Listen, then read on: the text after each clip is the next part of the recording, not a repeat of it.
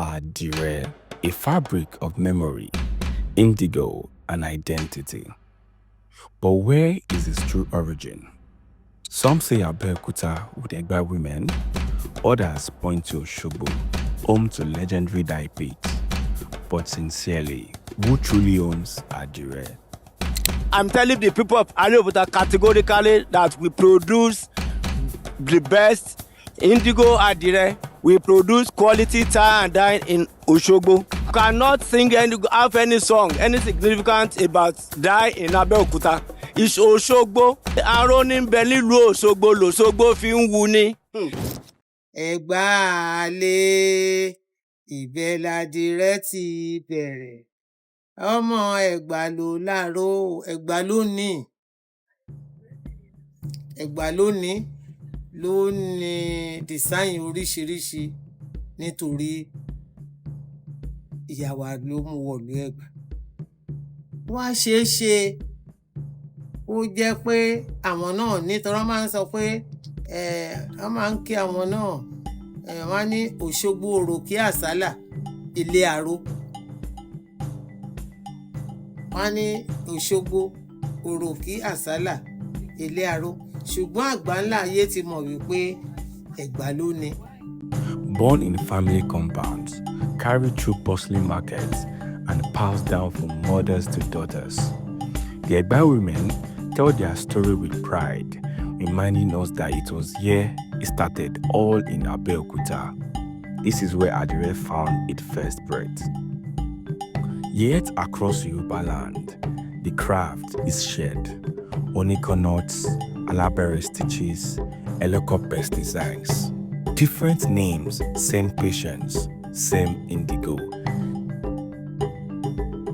Àtẹ́wọ́ lèmi bálà o, mi ò mẹ́ni tó kọ. Mi ì lè sọ̀gbà tí Adire dé tàbí tó bẹ̀rẹ̀. Ṣùgbọ́n ìtàn sọ fún wa wípé ìyá tó mú Adire wọ̀lú Ẹ̀gbá ó kú ní 1932. Èmi ò dẹ̀ tí ì dáyé. So Adire náà ó dẹ̀ ń gbèrú k'Ọlọ́run bá wa foríjì wọ́n. Àmín, àmín. Adire aṣọ tó dáa l'Adire tó rẹwà tó yẹ pé téèyàn bá máa ṣe ìyàwó ó máa ṣòkú àgbà ó máa ṣèkó mọ jáde ó máa ṣoyè aṣọ tó ṣe é lò ní tó fuyì láwùjọ. To many in Abeokuta, Adire is more than clothes, it is heritage. Adire jẹ́ nǹkan gbòógì tó jẹ́ àṣà wa ní ìlú Ẹ̀gbá tá fẹ́ràn jù láti máa ṣe nílùú Kẹta Odù Tólú. Kò síbi tán kì í ṣe, ó wà láṣẹ́rò káàkiri làwà, ó dẹ̀ wà ní Òṣogbo tá ti ń ṣe aró.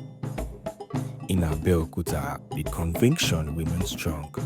Mothers and grandmothers are remembered as the originators, and the cloth is claimed as Egba heritage. Their voices insist Adire began here. 2 cities, 2 traditions, and 1 cloth. Adire's story is a contested heritage, claimed and defended with passion, and still it lives on. In the markets, in the dye pit, and in the colors that bind memory to fabric. Abeokuta or Oshogbo, who owns Adire? Perhaps the truth is not in choosing sides, but in honoring the hands that keep the indigo alive. Kindly subscribe to our YouTube channel to learn more about content like this.